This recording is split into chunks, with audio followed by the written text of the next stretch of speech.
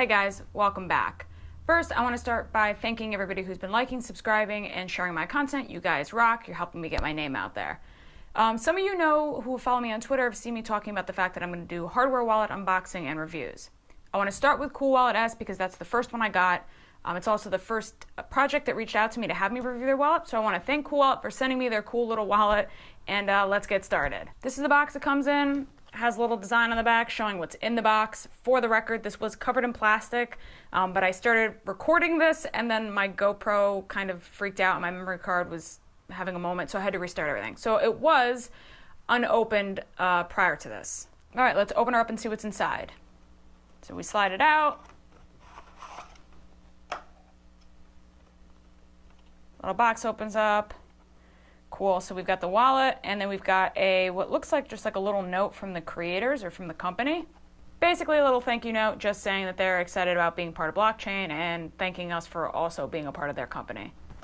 All right, so first we have the wallet itself, obviously. If you take that out, underneath it, we've got, let's see here, the setup guide, which is gonna be useful, a little sticker, obviously, and then a recovery card, which is going to have, obviously, slots to put all of our recovery words in, which we will get to that in a little bit. So the wallet itself is super thin, like literally credit card thin. It's got a little control button on the front and just a little bit of design on the back. It's pretty neat. The idea is that it's supposed to be something that you can put in your wallet with you and bring with you. It's run off Bluetooth technology, so basically any of the newer products. Basically what that means is it's just going to work with anything that's Bluetooth enabled. Cell phone, iPad, so on and so forth. So going further into the box, you see we have a little adapter here, which is actually to charge it. And then we have, of course, the charging cord. So the first step is that we have to set up the app. We have to download the app.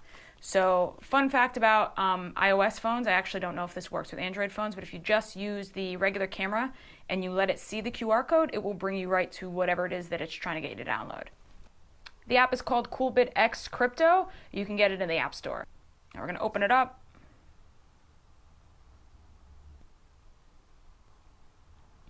Now that we've opened it up, more than likely have to pair it to the phone. Put the directions right here.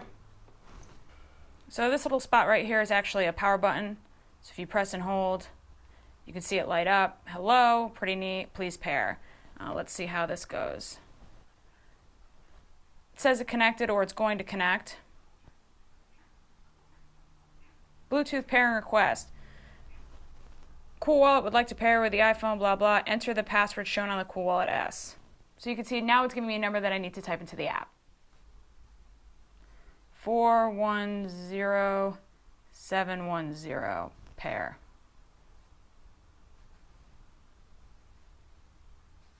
Please press the button on the card. Paired. Cool. Now at this point it's paired, and so it's telling me to create a new wallet. Create.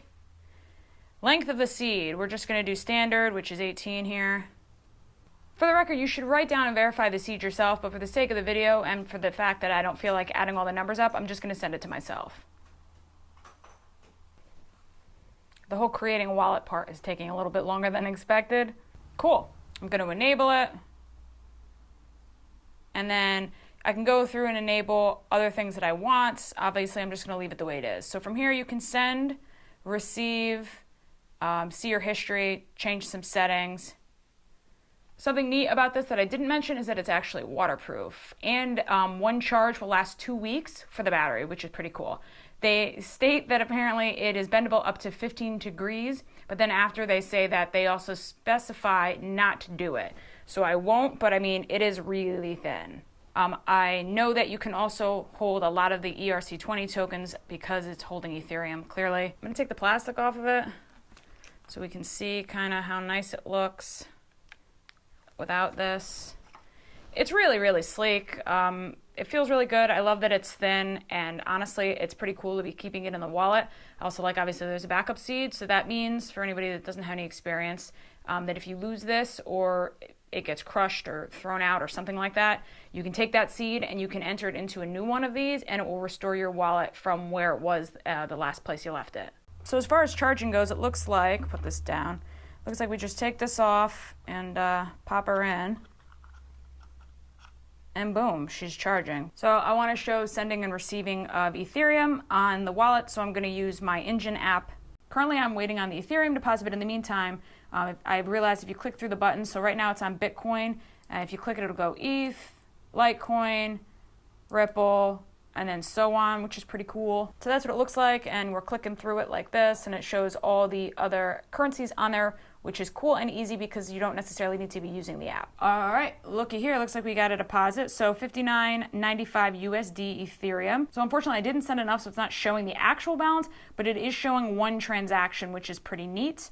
And then the app is obviously showing that I got the deposit, so that's all good. And under the history tab, it shows the deposit. The pros would be the fact that it's small and bendy, even though you're not supposed to do that. I like the fact that it will fit in your wallet. It's very easy to bring places, and you can just utilize it from the app, whereas like with Ledger, you need to use a Google Chrome plugin, which is kind of a pain in the butt.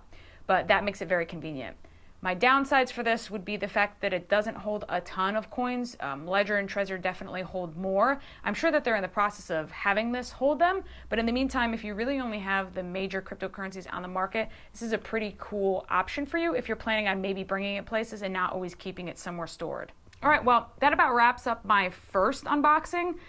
Take it easy on me in the comments. This is, again, my first one, and I moved a bunch of my camera gear and everything to a different location of my house to try to streamline what I'm doing a bit more. So if you guys like these, good, because I have a couple more coming. If you don't like them, not good, because I have a couple more coming. But thank you, as usual, for tuning in, and I will see you guys soon.